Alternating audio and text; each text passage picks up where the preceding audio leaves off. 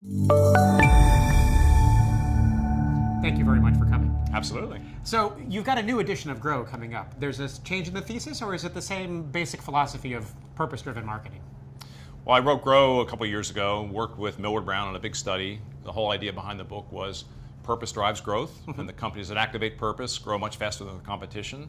So we did a big quant study on that, and a lot of qualitative, visited a lot of companies. And by the way, we just reran the study, recently with Millward Brown. The findings are even more powerful. The companies that are activating purpose are the ones that are growing much faster.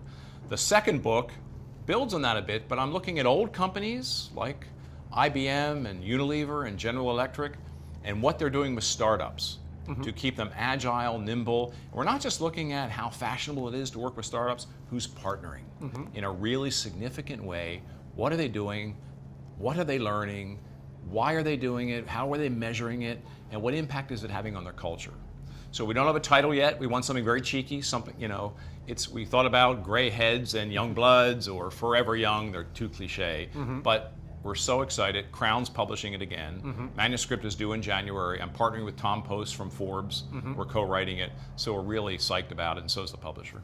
The idea of a large enterprise partnering with a small, nimble startup often creates culture clash. How does an organization like Unilever, for example, which is enormous and very complex, deal with a small, nimble, agile startup and not have them kill each other? Well, they have to have accountability inside a company like Unilever. I mean, what I found very impressive with companies like General Electric's a good example, because they've really taken the lean startup mentality, Eric Ries's thinking, and they really embedded it into their entire business, all their processes. So what you have to have an open mind, you have to have a business need to do this, and you have to be willing to challenge how you work. I mean, the big companies typically are slow in decision making and are risk averse. So if they can shift that, watch out. And the ones that are doing it and that are partnering with startups to be more kind of open to experimentation, encouraging courageous leadership, those are the ones that are really breaking out. Is there a connection between working with a small startup and with keeping purpose as a centerpiece of your marketing Well, programs? startups are all about purpose, right?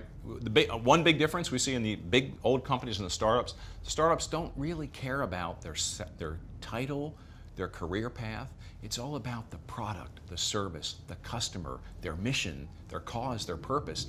It is so pure, and I think a lot of the big companies are trying to get that purity back.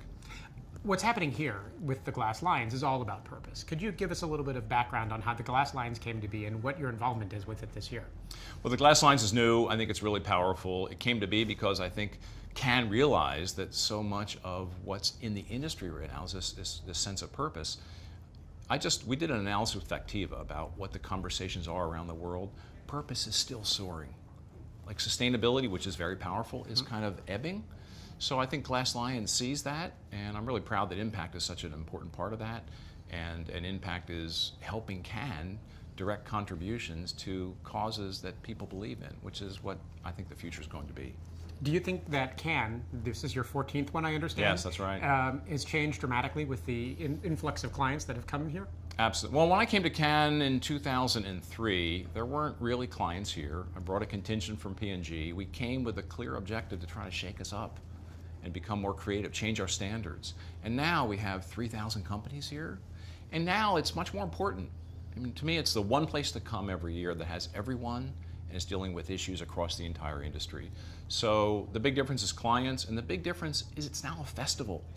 It is an award show, but there is so much going on. It's kind of this enormous buffet. No matter what you're challenged with or interested in, there's something here. So to me, it's a beautiful week. You're running 2 institutes here at Cannes.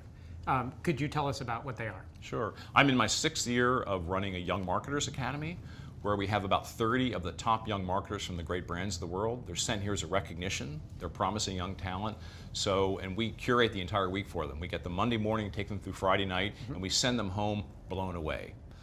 SC Johnson's one company that's really committed. They've been here for several years. If you ask Salman Amin, their COO, about the impact of that academy on their company, it's profound. So that's part one. Part two is we do a CMO program at the end of the week. We try to make sense of the week.